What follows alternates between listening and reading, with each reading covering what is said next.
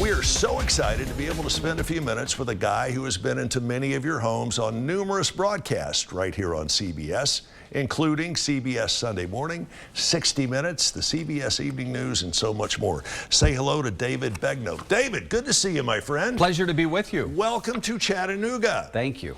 Before we get into why you're here, tell us a little bit more about David Begno. You have covered just about every kind of story imaginable. Yeah. And you got bitten by the broadcast bug back in high school? Back in high school, I was actually on the air reporting before I started college. I walked into my English 101 class freshman year of college, and the professor said, "Didn't I see you on the news last night?" And I said, "Yes, ma'am." So I would anchor the weekend news, and I'd go to school during the week. Wow. Yeah. When did you know broadcasting was for you? When a speech coach told me I had a good voice.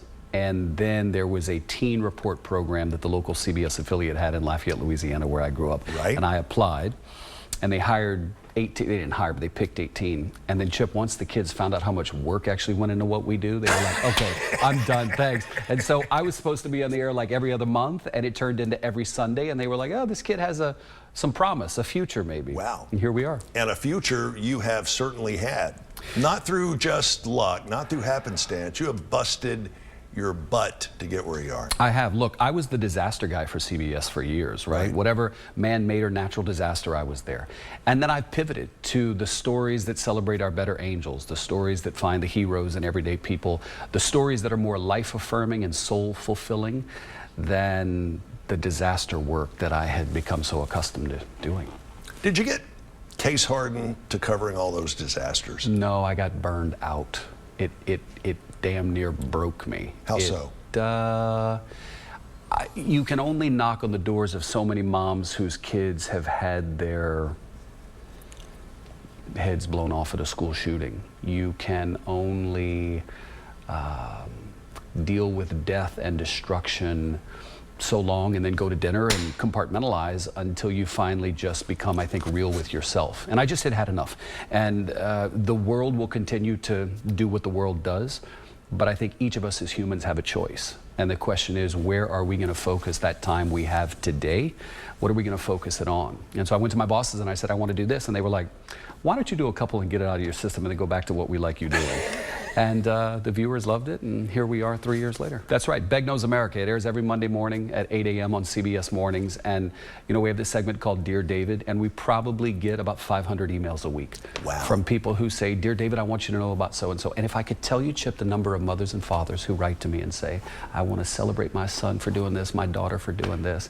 I see the best of America in my job. That's what I get to see. It's almost like I live in a bubble because I get to focus on and highlight the best among us. Give me an example of one of the more recent stories that you've done that set your soul on fire, that made you do the Bernie eyes, that made your heart smile. I found out about a woman named Lynn Story who had a hell of a story in Fort Worth, Texas. So Lynn was a waitress, retired, lives at home. Is on the Nextdoor app where you can connect with your community, and sees a post from a woman who says, I have ovarian cancer. My parents are elderly. They can't take me. I have no friends or family to drive me. Would someone be willing to take me to chemotherapy? So Lynn says, I'll do it. 6 months later, Lynn sees a blind man post on Nextdoor saying, I can't get to work because my wife works overnight. Can anybody drive me? So Lynn's story of Fort Worth, Texas has driven a cancer patient for more than 7 months to more than 70 chemotherapy appointments. Wow. And driven the blind man to work for almost a year for nothing in return.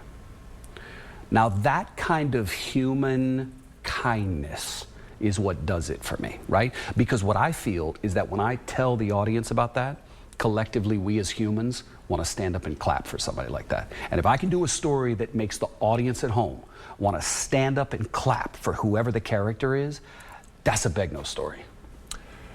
How do you find yourself when you are knee-deep in the middle of a story like that?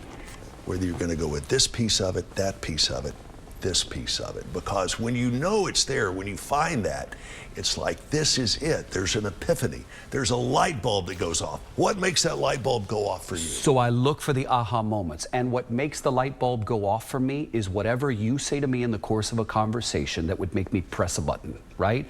I go through my head when I'm in an interview about all the button pushes. And then when I'm done, I send my team a voice memo. And I said, if I were sitting around the kitchen table and I had 5 minutes to tell you about my day, I'd say, listen, let me tell you about this woman named Lynn Story who drives a cancer patient, a blind man. She's done it for more than a year to 70 appointments. The blind man she takes to work, she asks nothing for it. Her car breaks down.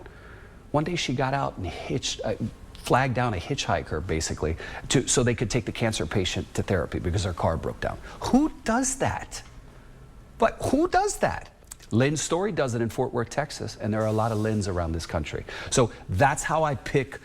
What I would tell you in 5 minutes is what I end up crafting the story to be. Because I spend probably 45 minutes with people. And what makes it on television? 5 minutes. David Begno, it has been indeed an honor and a pleasure. I can tell why you've done this for 40 years. Thank you for the time.